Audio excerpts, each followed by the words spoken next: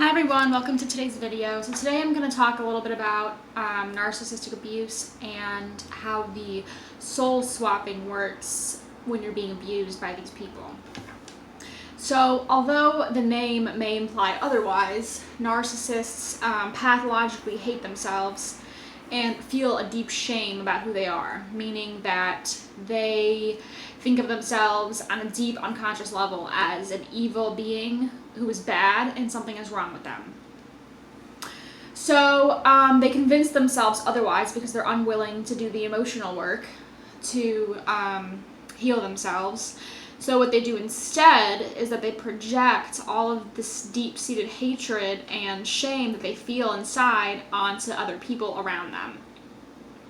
Typically, the victim they choose is someone who displays a lot of the qualities that they wish they had, but they don't, such as kindness, goodness, optimism, faith, joy, happiness, strength, fortitude, resilience. All of these qualities that they do not have and they wish they did, they will try to convince this other person who they are basically jealous of that this person is actually all the things that the narcissist feels that they are inside, such as evil, crazy, shameful, abusive, a narcissist. So the narcissist will try to convince you that you're the narcissist, you know? So that's where they cause people to go insane, because they're taking all these things and they don't always know they're doing this. Typically, I would say they don't know it, but they're taking all these parts of themselves that they hate and want to disown, and they're projecting them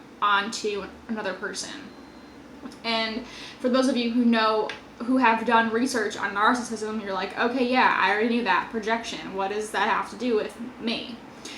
Well, what they're actually doing on an energetic level is they're taking all the parts of themselves that they hate and they're trying to displace them onto you. So when the soul swapping happens, where they try to take a piece of your identity, a piece of your soul, a piece of your power and your ability to feel emotions, they try to take that from you, but they don't always succeed in taking that from you every single time.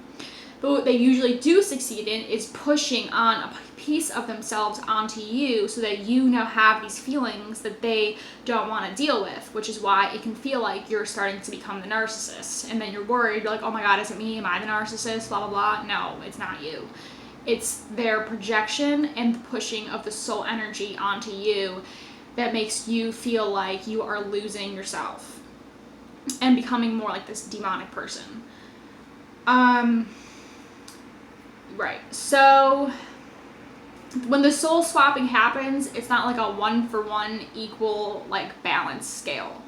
It's like, oh, they'll project a piece of themselves onto you. They could do this thousands of times. You could have hundreds, thousands, whatever, maybe just dozens of fragments of their soul, which then weigh down your ability to manifest and create and live your dreams and your desires and your destiny, because you're under all this extra weight of all these extra soul pieces that aren't yours. But just because you may have hundreds of their soul pieces doesn't mean they have hundreds of your soul pieces. So the whole swapping is not like a 1-for-1 thing.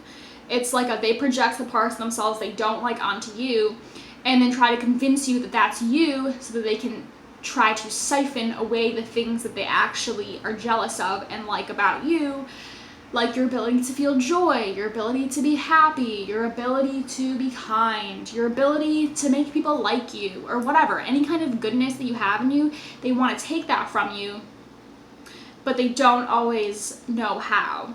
All they know is that when they project the parts of themselves they hate onto you, it makes them feel better, either temporarily because they took some of your energy, or permanently because they took a piece of your soul, or they got rid of that piece of their soul. So narcissistic abuse is really complex. I mean, it's simple, but it is complex energetically. It's more than just abuse. It's about this person hates themselves so much they want to try to make you them and then take from you what makes you you so they can be someone else. Does that make sense? But it doesn't work, because that's not how energy works. That's not how our souls work. So what ends up happening is they end up having all these pieces of you that make you feel drawn to them and like addicted to them, because when your soul is missing some of its pieces, it will be really, really, really drawn to the person, place, or thing that has those pieces, which is why people always go back to the abuser and can't get away from them, because they're going back for the soul pieces. They just don't understand why they keep being drawn to this person. On the other hand, your soul is being weighed down by all these heavy, heavy, heavy energies and emotions that aren't even yours, but are just like in your aura and have sort of become like integrated into your energy field, that you think is you, but it's really just the projected pieces of their souls they projected onto you to get rid of. So what needs to happen is you need to take the pieces that are theirs, send them back, and then retrieve the pieces that are yours, and that way you will no longer be drawn to them.